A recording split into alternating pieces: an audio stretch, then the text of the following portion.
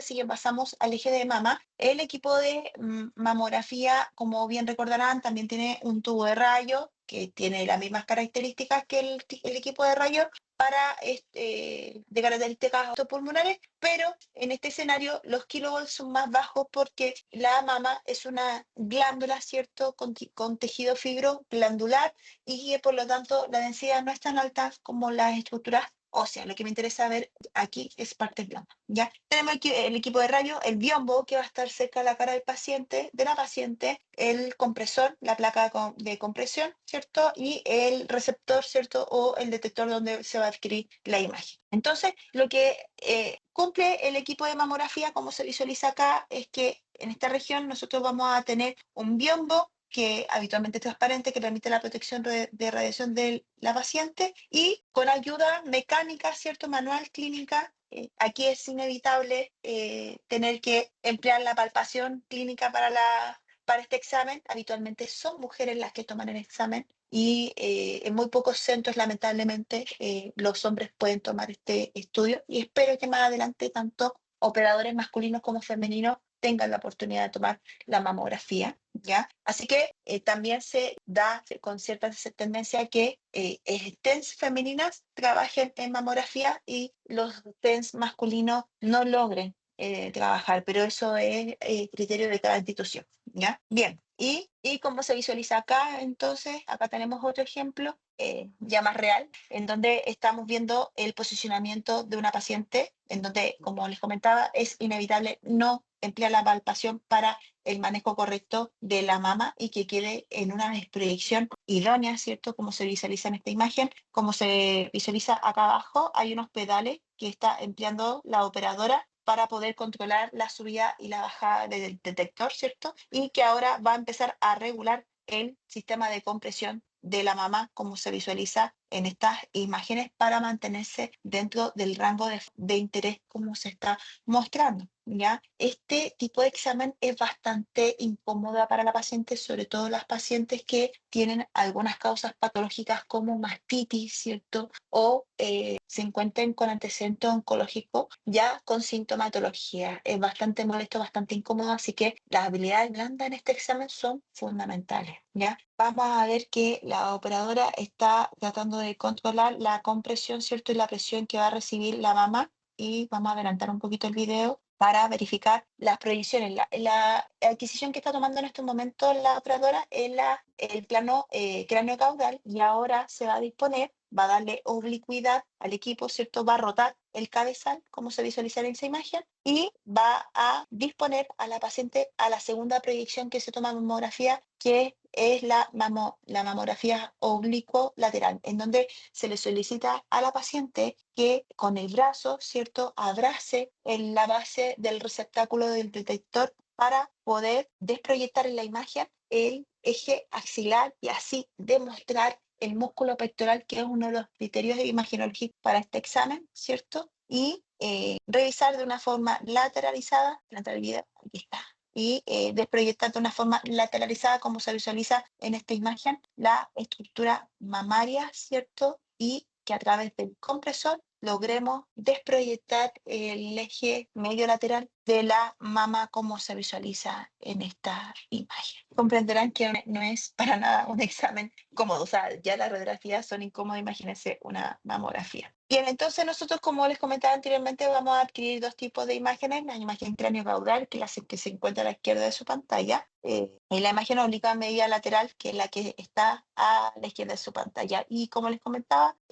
siempre se tiene que desproyectar el cuerpo muscular vectoral y la desproyección del eje máximo del peso mamario, ¿ya? En este tipo de examen también es importante el marcaje, ¿cierto? Porque no es lo mismo las lesiones del lado derecho que las del lado izquierdo. Y para este tipo de estudios nos vamos a encontrar que en mamografía tenemos que revisar la orden médica y además revisar una encuesta de la paciente, ¿ya? Así que vamos a ver que para este examen se necesitan algunos criterios extra que no son considerados en radiografía, porque aquí sí son sensibles, como por ejemplo uno de los hitos más importantes, que las pacientes que se encuentran en edad fértil, ¿cierto?, que están con una menstruación activa, se toman el examen en cierta fecha de su ciclo menstrual, ¿ya? El examen de mamografía se toma entre el día 5 de la menstruación hasta el día 10, ¿cierto? Porque habitualmente en esa fecha o en ese rango, ¿cierto?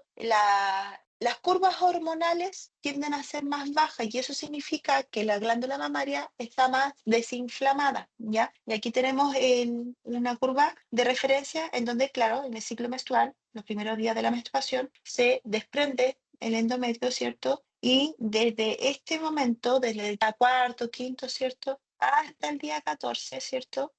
Hay una leve alza del estrógeno. Entonces, siempre se solicita que entre el día 5 y el día 10, antes del pic de la fase folicular, ¿cierto? En donde la luteinizante y la folículo estimulante logran el desprendimiento del óvulo, ¿cierto? Antes que pase ese proceso, la mamá se encuentra en su fase más desinflamada. Ya pasado ese proceso, ya empieza a engrosarse el endometrio y por consecuencia la glándula mamaria también se empieza a ensanchar e inflamarse. Así que es importante que entre el día 5 y el día 10 en pacientes fértiles estén en criterio de la toma del examen, ¿ya? Otro punto importante es que la probabilidad de embarazo, por supuesto, en edad fértil, evitar, o sea, no evitar, no utilizar desodorante para el día del examen, porque el desodorante tiene componentes metálicos, ¿cierto? Por lo tanto, pueden aparecer en la radiografía, en la mamografía explícitamente y por consecuencia se pueden generar hallazgos falsos positivos. ¿Ya? Síntomas, lesiones o caracterizaciones propias de las mamas tienen que ser declaradas, ¿cierto? Y en el caso de las pacientes mayores de 40 ya está la indicación de hacerse screening de mamografía anual. Bueno, también nos vamos a encontrar con pacientes que tengan prótesis mamaria, en donde aquí es un poquito más complejo porque tenemos que desproyectar la prótesis. Y hay dos tipos de instalación de prótesis de mama. Está la prótesis por frente del músculo pectoral, o sea, viene el músculo pectoral, la prótesis y delante de la prótesis de la glándula mamaria o debajo del pectoral. Que aquí la glándula mamaria está en íntima relación con el pectoral, pero la glándula, o sea, la cápsula de la prótesis está debajo del músculo, así que no es problema. Pero en el caso que cuando quedan delante del músculo pectoral, ahí, como se visualiza en esta imagen, tenemos que desenganchar la glándula mamaria de la cápsula, una, para no reventarla, ¿cierto?, con la compresión, y dos, para solamente proyectar el cuerpo de la glándula mamaria para el interés clínico, ¿ya? Ahora, ¿existen mamografías masculinas? Sí, hay cierta tendencia a la incidencia súper bajita, pero puede existir el escenario de tomar mamografía en el caso de pacientes masculinos. Prevalencia de la mamografía masculina, pacientes que tengan antecedentes familiares de cáncer de mama, ¿cierto? Y pacientes que tengan un IMS elevado, que el ambiente metabólico de pacientes masculinos de IMS elevado puede gestionar un desequilibrio de las hormonas femeninas, que también los hombres la tienen, ¿cierto? Y eso puede ser un precursor para la incidencia de cáncer de mama en pacientes masculinos. Así que en este escenario es importante al paciente que se depile, ¿cierto? Que se afeite o se depile la región pectoral, porque en este tipo de examen el compresor se resbala con la presencia de vellosidad. Así que eso es un hito importante que hay que considerar en el caso de las pacientes masculinas. Bien, otro punto importante que hay que considerar, no lo agregué en esta diapo la encuesta en explícito, pero sí hay cosas que la tecnóloga y ustedes también van a tener que conversar con la paciente, que es una encuesta. La encuesta en mamografía tiende a ser más extensa que la radiografía. Habitualmente nos tomamos un tiempo considerable para tomar la encuesta en mamografía porque hay hitos clínicos que son relevantes al momento de entregar información a la radióloga que informar el examen. Dentro de ellos es probabilidades de embarazo, ¿cierto?